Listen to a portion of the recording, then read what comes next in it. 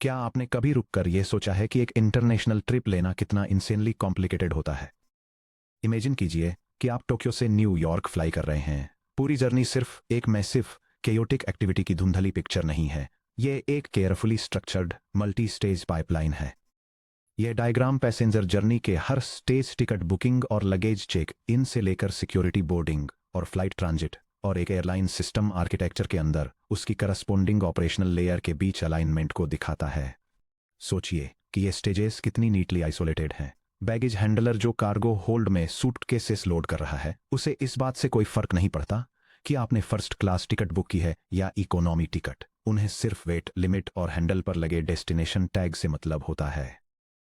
आपका passport inspect कर रहे सिक्योरिटी ऑफिसर को इससे कोई फर्क नहीं पड़ता कि एयरक्राफ्ट मैकेनिक्स ने मॉर्निंग मेंटेनेंस के दौरान कौन सा जेट इंजन ऑयल यूज किया था। टर्बुलेंस के बीच प्लेन फ्लाई कर रहे पायलट्स को पीछे बैठे सभी 300 पैसेंजर्स के नाम जानने की जरूरत नहीं होती। हर स्टेज एक हाईली स्पेशलाइज्ड जॉब परफॉर्म करती है, पैसेंजर को सर्विसेज का एक क्लियर सेट एक्सपोज करती है और अपने इंटरनल ऑपरेशनल डिटेल्स को अपने ऊपर और नीचे की स्टेजेस से पूरी तरह हाइड करके रखती है।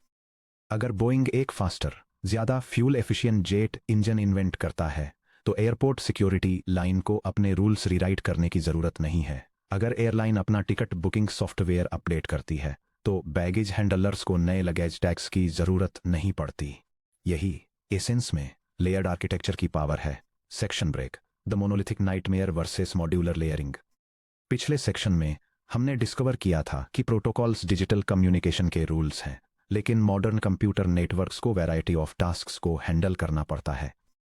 डिजिटल बिट्स को रेडियो सिग्नल्स, लाइट पल्सेस या इलेक्ट्रिकल वोल्टेज में कन्वर्ट करना, इलेक्ट्रोमैग्नेटिक इंटरफेरेंस की वजह से होने वाले बिट करप्शन को डिटेक्ट और करेक्ट करना, मिलियंस ऑफ ग्लोबल राउटर्स में सबसे शॉर्टेस्ट राउटिंग पाथ डिटरमिन करना, end to end connection speeds manage करना ताकि फास्ट सर्वर्स स्लो डिवाइसेस को फ्लड न करें, पासवर्ड्स और क्रेडिट कार्ड डिटेल्स जैसे सेंसिटिव डेटा को एनक्रिप्ट करना, वेब पेजेस, वीडियो स्ट्रीम्स और एपीआई पेलोड फॉर्मेटिंग को स्ट्रक्चर करना। क्या होगा अगर हम इन सभी टास्क्स को एक ही समय पर मैनेज करने के लिए एक बड़ा मोनोलिथिक सॉफ्टवेयर प्रोटोकॉल लिखने की कोशिश करें? यह डायग्राम एक मोनोलिथिक सिस्टम की फ्रेजिलिटी को इलास्ट्रेट करता है, जहां सारे नेटवर्किंग, प्रोसेसिंग और रेंडरिंग फंक्शंस एक सिंगल प्रोटोकॉल में हार्ड कोडेड होते हैं। और यह डेमोन्स्ट्रेट करता है कि कैसे एक सिंपल हार्डवेयर या इंफ्रास्ट्रक्चर अपडेट भी टोटल सिस्टम फेलियर ट्रिगर कर सकता है, जो पूरा कोडबेस रीराइट करने पर मजबूर कर देता है। अगर नेटवर्किंग को एक सिंगल मोनोलिथिक ब्लॉक के रूप में डिजाइन किया जाता, तो किसी एक फीचर को मॉडिफाई करना, जैसे आपके लैपटॉप के नेटवर्क कार्ड को वाई-फाई 5 से वाई-फाई 6 में अपग्रेड करना, सॉफ्टवेयर डेवलपर्स को वेब ब्राउजर्स, डेटाबेस इंजनों और ऑपरेटिंग सिस्टम कर्नल्स को फिर से लिखने के लिए मजबूर कर देता। डीबगिंग लगभग नामुमकिन हो जाती, क्योंकि फिजिकल सिग्नल प्रोसेसिंग में एक error application level web request को क्रैश कर सकती थी। इस आर्किटेक्चरल नाइटमेयर से बचने के लिए नेटवर्क डिजाइनर्स ने कंप्यूटर साइंस के सबसे फंडामेंटल प्रिंसिपल्स में से एक को अपनाया, डिवाइड एंड कॉन्कर। एक सिंगल मैसिव प्रोटोकॉल बनाने के बजाय नेटवर्क को इंडिपेंडेंट लेयर्स के एक स्टैक के रूप में स्ट्रक्चर किया जाता है। हर लेयर एक दूसरे के ऊपर बैठती है और एक स्पेसिफिक वेल डिफाइंड पर्पस को सर्व करती है। Section break, core engineering principles of layering. एक नेटवर्क स्टैक का डिस्क्रीट लेयर्स में डिवीजन 3 प्राइमरी इंजीनियरिंग प्रिंसिपल्स द्वारा गवर्न होता है: डीकपलिंग, एब्स्ट्रैक्शन और इंफॉर्मेशन हाइडिंग।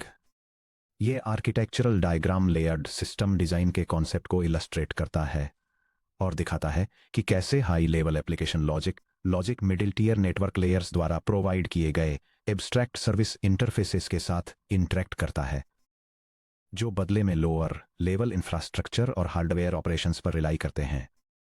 1. डीकपलिंग।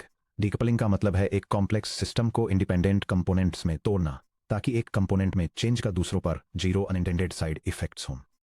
डीकपलिंग की वजह से आप अपने डेस्कटॉप पीसी को वायर्ड ईथरनेट केबल से अनप्लग कर सकते हैं और मिड सेशन में वायरलेस वाई-फाई कनेक्शन पर स्विच कर सकते हैं। अंडरलाइंग डेटा लिंक और फिजिकल लेयर्स पूरी तरह से बदल जाती हैं, लेकिन आपका वेब ब्राउजर एप्लीकेशन लेयर बिना एक भी लाइन ऑफ कोड चेंज किए सीमलेसली चलता रहता है। Abstraction. Abstraction low level mechanics को छुपाते हुए एक simplified high level interface provide करता है। जब कोई एप्लीकेशन किसी रिमोट सर्वर को फाइल भेजना चाहता है तो वह सिंपली सेंड डेटा जैसा एक हाई लेवल फंक्शन इन्वोक करता है। एप्लीकेशन को इलेक्ट्रोमैग्नेटिक फ्रीक्वेंसीज कैलकुलेट करने, ओशन केबल्स के पार पैकेट रूट्स कैलकुलेट करने या फिजिकल सिग्नल रिट्राइज को हैंडल करने की जरूरत नहीं होती। प्रोटोकॉल स्टैक उस सभी कॉम्प्लेक्सिटी को एब्स्ट्रैक्ट कर देता है। Information hiding the black box principle, हर लेयर अपने ऊपर और नीचे की लेयर्स के लिए एक ब्लैक बॉक्स की तरह काम करती है। लेयर एन जानती है कि लेयर n-1 क्या क्या सर्विसेज प्रोवाइड करती है, लेकिन लेयर n-1 अपना काम कैसे पूरा करती है इसमें उसकी जीरो विजिबिलिटी होती है। सेक्शन ब्रेक की बेनिफिट्स ऑफ लेयर्ड आर्किटेक्चर। इन प्रिंसिपल्स को फॉलो करके layered protocol stacks major practical benefits deliver करते हैं। Simplified design and modularity, complex systems को समझना, डिजाइन करना और इंप्लीमेंट करना आसान हो जाता है जब उन्हें मैनेज करने योग्य सेल्फ कंटेंट मॉड्यूल्स में तोड़ा जाता है। Ease of maintenance and updates, engineers बाकी स्टैक को प्रभावित किए बिना किसी भी सिंगल लेयर के इंप्लीमेंटेशन को मॉडिफाई, ऑप्टिमाइजर या रिप्लेस कर सकते हैं।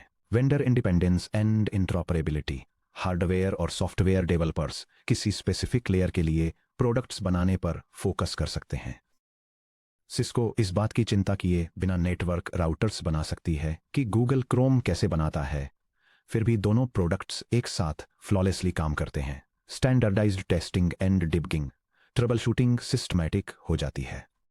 अगर कोई नेटवर्क कनेक्शन ड्रॉप होता है तो नेटवर्क एडमिनिस्ट्रेटर्स पहले फिजिकल कनेक्टिविटी टेस्ट कर सकते हैं, फिर आईपी राउटिंग और फाइनली एप्लीकेशन कॉन्फ़िगरेशन, जिससे इशू को लेयर बाय लेयर आइसोलेट किया जा सकता है। Section break, anatomy of layer interactions. Layered architecture को सच में मास्टर करने के लिए हमें हाई लेवल डेफिनेशंस से आगे देखना होगा और ये जांचना होगा कि एडजेसेंट लेयर्स वास्तव में एक दूसरे के साथ कैसे कम्युनिकेट करती हैं। एक सिंगल होस्ट के अंदर लेयर्स वर्टिकली स्टैक्ड होती हैं। जब टू होस्ट्स किसी नेटवर्क पर कम्युनिकेट करते हैं तो डेटा सेंडर के स्टैक से वर्टिकली नीचे फ्लो होता है, फिजिकल मीडियम में हॉरिजॉन्टली ट्रैवल करता है और फिर रिसीवर के स्टैक में वर्टिकली ऊपर फ्लो होता है। यह डायग्राम टू होस्ट्स के बीच नेटवर्क प्रोटोकॉल लेयर्स के जरिए peer to peer network communication को इलस्ट्रेट करता है, जिसमें यह दिखाया गया है कि कैसे सेंडिंग होस्ट पर डेटा एप्लीकेशन लेयर से फिजिकल लेयर तक नीचे फ्लो करता है, फिजिकल मीडियम के थ्रू बिट स्ट्रीम के रूप में ट्रैवल करता है और रिसीविंग होस्ट पर करस्पॉन्डिंग लेयर्स के थ्रू वापस ऊपर मूव करता है। इससे कम्युनिकेशन के टू डिस्टिंक्ट व्यूज मिलते हैं, peer to peer virtual communication horizontal. Logical perspective से होस्ट ए पर लेयर एन मानती है कि वह होस्ट बी पर लेयर एन के साथ सीधे कम्युनिकेट कर रही है। उदाहरण के लिए आपके लैपटॉप की ट्रांसपोर्ट लेयर सीधे सर्वर की ट्रांसपोर्ट लेयर से एग्रीड अपॉन प्रोटोकॉल रूल्स का यूज करके बात करती है, जैसे कि टीसीपी सीक्वेंस नंबर्स। इसे वर्चुअल कम्युनिकेशन या logical peer to peer communication कहते हैं, क्योंकि कोई भी डायरेक्ट फिजिकल वायर दोनों ट्रांसपोर्ट लेयर्स को आपस में कनेक्ट नहीं करती है। Service based interface communication vertical. Reality में होस्ट ए पर मौजूद लेयर एन सीधे ईथर के थ्रू होस्ट बी की लेयर एन को बिट्स नहीं भेज सकती। इसके बजाय लेयर एन को एक एक्सप्लिसिट लेयर इंटरफेस का यूज करके अपना डेटा नीचे लेयर n-1 को पास करना होता है। लोअर लेयर अपर लेयर के बिहाफ पर तब तक सर्विसेज परफॉर्म करती है जब तक डेटा सबसे लोअर फिजिकल लेयर तक नहीं पहुंच जाता, जहां वायर या रेडियो मीडियम के थ्रू एक्चुअल ट्रांसमिशन होता है। Crucial distinction service versus protocol. Students के लिए सबसे कॉमन स्टम्बलिंग ब्लॉक्स में से एक और कॉम्पिटिटिव एग्जाम्स में एक फ्रिक्वेंट ट्रिपवायर सर्विस को प्रोटोकॉल के साथ कंफ्यूज करना है। हालांकि ये टर्म्स क्लोजली रिलेटेड हैं, फिर भी ये लेयर्ड सिस्टम्स के पूरी तरह से अलग डायमेंशंस को डिस्क्राइब करती हैं। यह डायग्राम लेयर्ड नेटवर्क आर्किटेक्चर के फंडामेंटल प्रिंसिपल्स को इलस्ट्रेट करता है, ये दिखाते हुए कि कैसे एक हायर लेयर सर्विस यूजर एक सर्विस एक्सेस पॉइंट के through lower layer service provider के साथ वर्टिकली इंटरैक्ट करता है, जबकि सेम लेयर के अंदर peer entities defined protocol rules का यूज करके हॉरिजॉन्टली कम्युनिकेट करती हैं। सर्विस क्या है? सर्विस ऑपरेशंस का एक ऐसा सेट है जो एक लोअर लेयर अपने ठीक ऊपर वाली लेयर को ऑफर करती है। डायरेक्शन वर्टिकल, सेम मशीन के अंदर एडजेसेंट लेयर्स के बीच। रोल यह डिफाइन करता है कि लोअर लेयर अपने यूजर को क्या कैपेबिलिटीज अवेलेबल कराती है, लेकिन यह हाइड करती है कि वे कैपेबिलिटीज कैसे इंप्लीमेंट की जाती हैं। इंटरफेस, इसे एक इंटरफेस पॉइंट के थ्रू सर्विस प्रिमिटिव्स के जरिए एक्सेस किया जाता है। प्रोटोकॉल क्या है? प्रोटोकॉल रूल्स, फॉर्मेट्स और कन्वेंशन का एक ऐसा सेट है जो अलग अलग मशीनों में सेम लेयर पर काम करने वाली पीयर एंटिटीज के बीच एक्सचेंज होने वाले पैकेट्स के फॉर्मेट और मीनिंग को गवर्न करता है। डायरेक्शन, हॉरिजॉन्टल, रिमोट मशीनों के बीच, इक्विवेलेंट लेयर्स के बीच। रोल यह डिफाइन करता है कि पीयर लेयर्स प्रॉमिस की गई सर्विस डिलीवर करने के लिए एक दूसरे के साथ कैसे कोऑर्डिनेट करती हैं। फ्लेक्सिबिलिटी, एंटिटीज अपने ऊपर वाली लेयर को ऑफर की जाने वाली सर्विस को बदले बिना अपना प्रोटोकॉल पूरी तरह से बदल सकती हैं। Comparison matrix, service versus protocol. यह टेबल 5 की प्रॉपर्टीज के आधार पर नेटवर्क सर्विसेज और नेटवर्क प्रोटोकॉल्स को कंपेयर करती है। ओरिएंटेशन के मामले में एक network service same name node पर लेयर्स के बीच वर्टिकली ऑपरेट करती है, वहीं एक नेटवर्क प्रोटोकॉल रिमोट नोड्स के बीच peer to peer horizontally operate करता है। टारगेट ऑडियंस के लिए एक सर्विस अपने ठीक ऊपर वाली लेयर को सर्व करती है, जबकि एक प्रोटोकॉल दूसरे होस्ट पर मैचिंग पीयर लेयर को टारगेट करता है। प्राइमरी फोकस को देखें। सर्विसेज ये डिफाइन करती हैं कि क्या फंक्शनलिटी प्रोवाइड की जा रही है, जबकि प्रोटोकॉल्स ये डिटरमिन करते हैं कि डेटा को कैसे फॉर्मेट और ट्रांसमिट किया जाता है। विजिबिलिटी के मामले में services local operating system API के जरिए एक्सपोज होती हैं, वहीं प्रोटोकॉल्स ट्रांसमिटेड पैकेट हेडर्स के अंदर एम्बेडेड होते हैं। फाइनली, एक एनालॉजी के तौर पर एक नेटवर्क सर्विस किसी रेस्टोरेंट में वेटर से फूड ऑर्डर करने जैसी है, जबकि एक नेटवर्क प्रोटोकॉल दो शेफ्स के फ्रेंच में किसी रेसिपी पर डिस्कशन करने जैसा है। Service access points, SAP. अगर लेयर n+1 लेयर n से किसी सर्विस की रिक्वेस्ट करना चाहती है, तो वह रिक्वेस्ट एग्जैक्टली कहाँ होती है? ये एक स्पेशलाइज्ड लॉजिकल इंटरफेस पर होती है जिसे सर्विस एक्सेस पॉइंट या एसएपी कहा जाता है। एसएपी को एक स्पेसिफिक डोरवे, मेलबॉक्स या सॉकेट की तरह समझिए, जिसके through adjacent layers information exchange करती हैं। हर एसएपी का एक यूनिक एड्रेस होता है जो लोअर लेयर को यह आइडेंटिफाई करने में मदद करता है कि कौन सा हायर लेयर प्रोसेस उसकी सर्विसेज की रिक्वेस्ट कर रहा है। यह डायग्राम इलस्ट्रेट करता है कि वेब ब्राउज़र और ईमेल क्लाइंट जैसे हायर लेवल एप्लीकेशंस एक नेटवर्किंग स्टैक में अंडरलाइंग ट्रांसपोर्ट लेयर के साथ इंटरफेस करने के लिए स्पेसिफिक सर्विस एक्सेस पॉइंट से कैसे कनेक्ट होते हैं। स्टैक में real world SAP example, port numbers, transport layer SAP. जब ट्रांसपोर्ट लेयर को कोई इनकमिंग पैकेट मिलता है, तो यह करेक्ट एप्लीकेशन को डेटा डिलीवर करने के लिए टीसीपी या यूडीपी पोर्ट नंबर्स का एसएपी के रूप में यूज करती है। पोर्ट 80 डेटा को आपके वेब ब्राउज़र पर रूट करता है, जबकि पोर्ट 25 डेटा को आपके ईमेल क्लाइंट पर रूट करता है। IP protocol numbers, network layer SAP IP layer अपने हेडर के अंदर बिट प्रोटोकॉल फील्ड का यूज फॉर एग्जांपल टीसीपी के लिए वैल्यू 6, यूडीपी के लिए वैल्यू 17 एसएपी के रूप में करती है, ताकि यह तय किया जा सके कि किस ट्रांसपोर्ट प्रोटोकॉल को पेलोड मिलना चाहिए। Ethertype fields, data link layer SAP एक इथरनेट फ्रेम एग्जांपल IPv4 के लिए 0x0800, IPv6 के लिए 0x86, DD 16 बिट इथरटाइप फील्ड का यूज एसएपी के रूप में करता है ताकि डेटा को सही नेटवर्क लेयर प्रोटोकॉल को सौंपा जा सके। Service primitives, inter layer communication की वोकैबुलरी। एडजेसेंट लेयर्स एसएपी के थ्रू एक दूसरे से कैसे बात करती हैं, वे स्टैंडर्डाइज्ड कमांड्स का यूज करती हैं, जिन्हें सर्विस प्रिमिटिव्स कहा जाता है। प्रिमिटिव एक एब्स्ट्रैक्ट फंक्शन कॉल या सिग्नल है जिसे किसी लेयर द्वारा सर्विस की रिक्वेस्ट करने या किसी इवेंट की रिपोर्ट करने के लिए इश्यू किया जाता है। Standard OSI architecture 4 fundamental types के सर्विस प्रिमिटिव्स को डिफाइन करता है।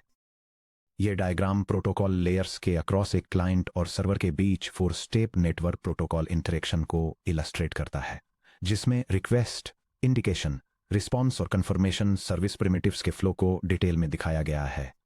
रिक्वेस्ट लेयर n+1 द्वारा लेयर n को एक सर्विस शुरू करने के लिए इश्यू किया जाता है। उदाहरण के लिए, प्लीज होस्ट बी के साथ एक कनेक्शन एस्टैब्लिश करें। इंडिकेशन डेस्टिनेशन मशीन पर लेयर n द्वारा लेयर n+1 को यह इन्फॉर्म करने के लिए इश्यू किया जाता है कि कोई इवेंट या रिक्वेस्ट हुई है। उदाहरण के लिए, होस्ट ए आपके साथ कनेक्शन ओपन करना चाहता है। रिस्पॉन्स डेस्टिनेशन मशीन पर लेयर n+1 द्वारा इंडिकेटेड इवेंट का रिस्पॉन्स देने के लिए इश्यू किया जाता है। उदाहरण के लिए, मैं होस्ट ए की कनेक्शन रिक्वेस्ट एक्सेप्ट करता हूं। कन्फर्म ओरिजिनेटिंग मशीन पर लेयर n द्वारा लेयर n+1 को यह बताने के लिए इश्यू किया जाता है कि उसकी इनिशियल रिक्वेस्ट को रिमोट एंटिटी द्वारा सक्सेसफुली प्रोसेस और कन्फर्म कर दिया गया है। उदाहरण के लिए होस्ट बी से कनेक्शन अब एस्टैब्लिश हो चुका है। Section break.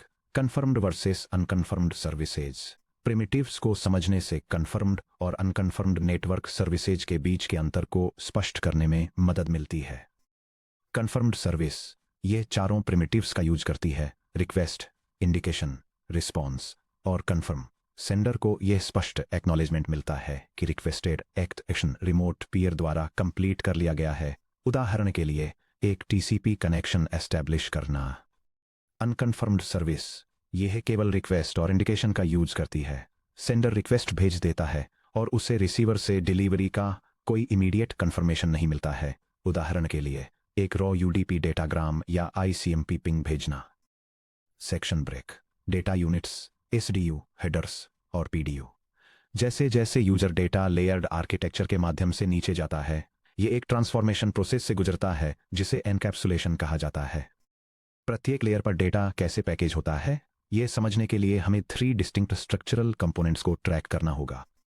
SDU service data unit upper layer से नीचे भेजा गया रॉ पेलोड है। यह उस डेटा को रिप्रेजेंट करता है जिसे बिना lower layer control header attach किए डिलीवर करना होता है। PCI protocol control info current layer द्वारा अपने प्रोटोकॉल रूल्स एनफोर्स करने के लिए जनरेट किया गया कंट्रोल हेडर और ऑप्शनल ट्रेलर है।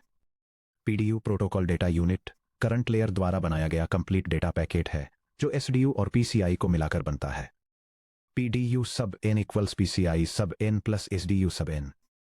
ये डायग्राम नेटवर्क लेयर एनकैप्सुलेशन के प्रोसेस को इलस्ट्रेट करता है, जिसमें दिखाया गया है कि कैसे अपर लेयर से आया डेटा पेलोड एक सर्विस डेटा यूनिट के रूप में रिसीव होता है, लेयर स्पेसिफिक हेडर के साथ कंबाइन होकर प्रोटोकॉल डेटा यूनिट बनाता है और फिर अगले लोअर लेयर में पास डाउन कर दिया जाता है।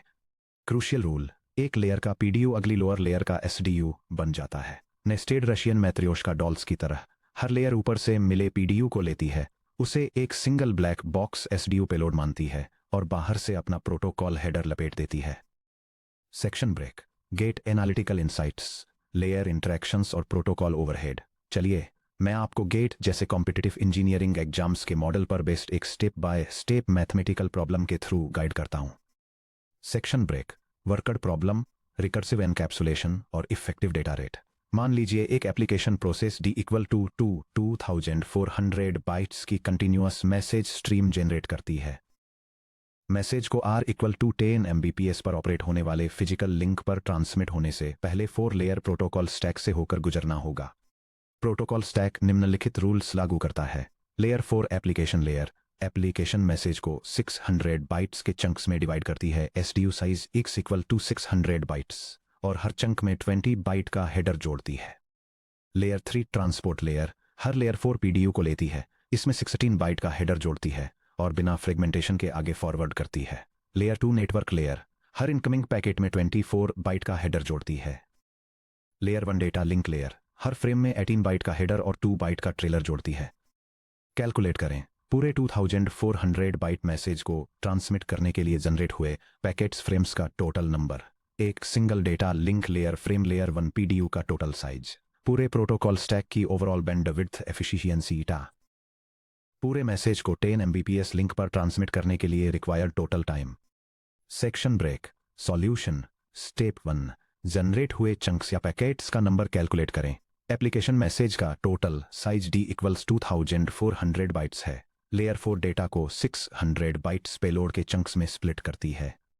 Number of packets open parenthesis N sub packets close parenthesis equals total payload size divided by layer 4 payload chunk size, which equals 2400 bytes divided by 600 bytes, which equals 4 packets. Section break. Step 2. एक single packet के लिए layer by layer encapsulation track करें। Layer 4 application layer SDU4 equals 600 bytes. Header H4 equals 20 bytes. PDU4 equals SDU4 plus H4 equals 600 plus 20 equals 620 bytes. Layer 3 transport layer SDU3 equals PDU4 equals 620 bytes. Header H3 equals 16 bytes. PDU3 equals SDU3 plus H3 equals 620 plus 16 equals 636 bytes. Layer 2 network layer SDU22 equals PDU3 equals 636 bytes. Header H2 equals 24 bytes. PDU2 equals SDU22 plus H2 equals 636. 24 equals 660 bytes. Layer 1 data link layer. SDU1 equals PDU2 equals 660 bytes. Header H1 equals 18 bytes. Trailer T1 equals 2 bytes. PDU1 equals SDU1. 1 plus H1 plus T1 equals 660 plus 18 plus 2 equals 680 bytes.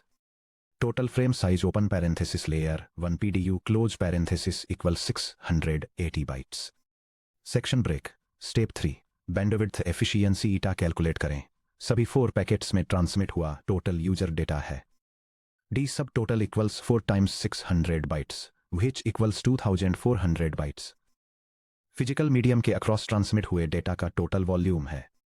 Data sub transmitted equals 4 packets times 680 bytes per packet, which equals 2720 bytes. Bandwidth efficiency eta को इस तरह calculate किया जाता है. Eta equals D sub total divided by data sub transmitted times 100%. Eta equals 2400 divided by 2720 times 100%, which is approximately 88.24%. Section break. Step 4. Total transmission time T trans calculate करें. Total transmitted volume को bits में convert करें.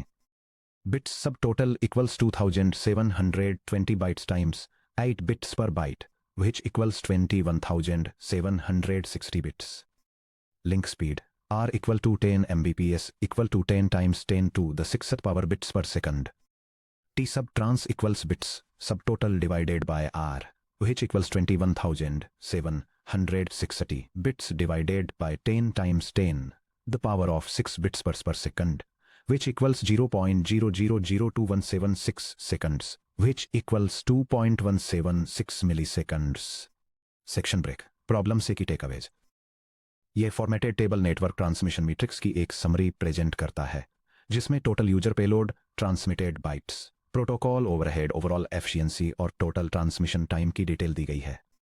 Notice कीजिए कि यह analysis कितना clean हो जाता है जब आप एनकैप्सुलेशन को एक predictable step by step layered process की तरह देखते हैं.